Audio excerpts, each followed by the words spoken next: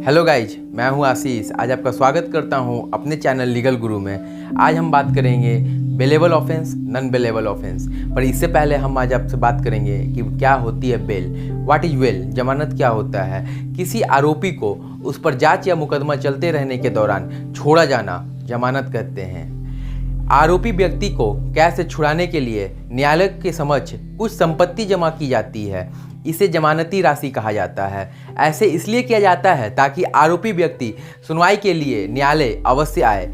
अगर वो सुनवाई के लिए नहीं आएगा तो उसको वो जमा राशि जब्त कर ली जाएगी। इसी को जमानत जब्त होना कहते हैं और उस पर फिर पकड़ने का वारंट जारी किया जा सकता है। दूसरी बात की जमानत का मतलब पूरी स्वतंत्रता नहीं होती है, बल्कि कई प्रतिबंध के साथ रिहा किया जाता है, जैसे कि देश छोड़ने एवं बिना किसी आज्ञा का यात्रा करना बाधित किया जा सकता है।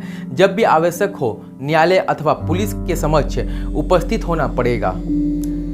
अब हम बात करेंगे जमानती अपराध क्या है, what is bailable offence. CrPC के सेक्शन 2A के अनुसार जमानती अपराध वे अपराध हैं जिसमें सीआरपीसी के प्रथम अनुसूची में जमानती घोषित किया गया है और इसके साथ ही किसी अन्य कानून में जिसमें किसी अपराध को जमानती घोषित किया गया है।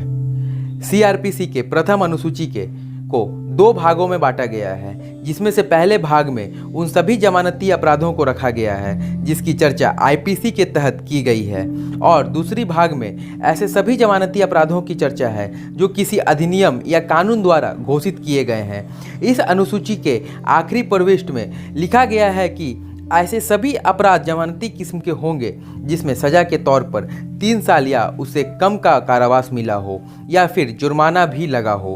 अब हम बेलेबल ऑफेंस जमानती अपराध के कुछ उदाहरण बताएंगे।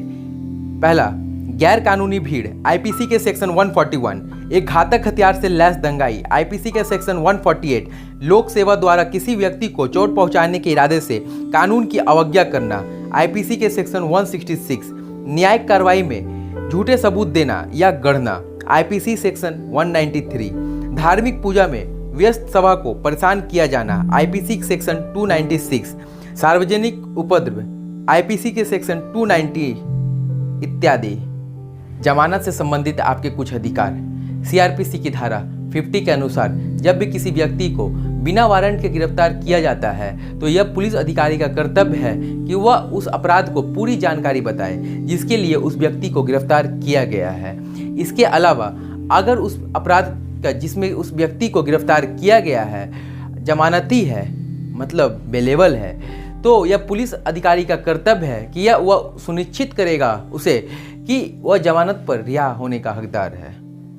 सीआरपीसी की धारा 436 के अनुसार जब भी जमानती अपराध के आरोपी व्यक्ति को बिना वारंट के गिरफ्तार किया जाता है और उसे जमानत देने के लिए तैयार किया जाता है तो ऐसे व्यक्ति को जमानत पर रिहा कर दिया जाएगा। जमानत राशि कितनी होगी यह तय करने का विवेक न्यायालय के पास या सक्षम अधिकारी के पास होगा। अब तो आप लोग समझ ही गए होंगे कि बेलेबल ऑफेंस क्या होता है, जमानती अपराध क्या होते हैं।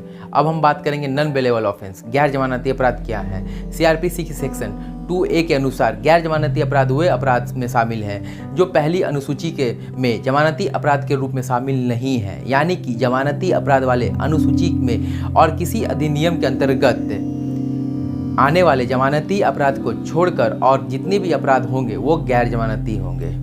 ये वैसे अपराध होते हैं जिसके लिए अपराधी अपने अधिकार के रूप में जमानत नहीं मांग सकता है। ये अदालत के ऊपर निर्भर करता है कि उसको जमानत दे या ना दे। आमतौर पर इसमें जमानत नहीं दिया जाता है।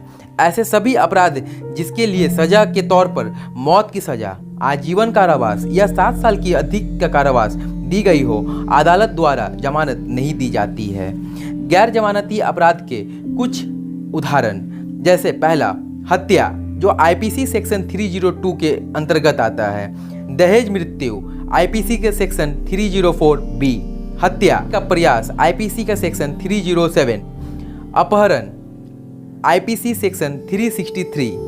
बलात्कार, आईपीसी के सेक्शन 376 इत्यादि। अब हम बात करेंगे गैर जमानती अपराध के अधिकार। मौत या आजीवन कारावास की सजा के साथ अपराध करने वाले व्यक्ति को जमानत पर रिहा किया जा सकता है यदि वह व्यक्ति 16 वर्ष से कम उम्र का हो। यदि जांच में किसी भी चरण में यह अदालत को प्रतीत होता है कि यह मानने के लिए उचित आधार है कि व्यक्ति को गैर जमानती अपराध नहीं किया है तो व्यक्ति को अदालत द्वारा विवेचना पर जमानत पर रिहा किया जा सकता है।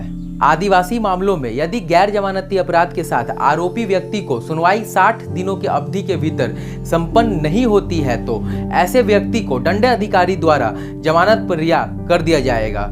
जमानत देने की शर्त यह है कि व्यक्ति को पूरी अवधि के दौरान हिरासत में रहना होगा। यदि ऐसे व्यक्ति को जमानत नहीं दी जाती है तो जमानत नहीं देने के कारण मजिस्ट्रेट को लिखित में देना पड़ेगा। अब तो आप लोग समझ ही गए होंगे कि बेल क्या होती है, बेलेबल ऑफेंस क्या होता है और नॉन बेलेबल ऑफेंस क्या होता है। अगर आपको मेरा वीडियो अच्छा लगा हो तो आप मेरे वीडियो को लाइक करें, कमेंट करें और अगर आप मेरे चैनल पर नए हैं तो मेरे चैनल को सब्सक्राइब करें और बेल आइकन को ज़रूर प्रेस करें। मेरे वीडियो का अपडेट आपको प्राप्त होता रहेगा। थैंक यू, धन्यवाद।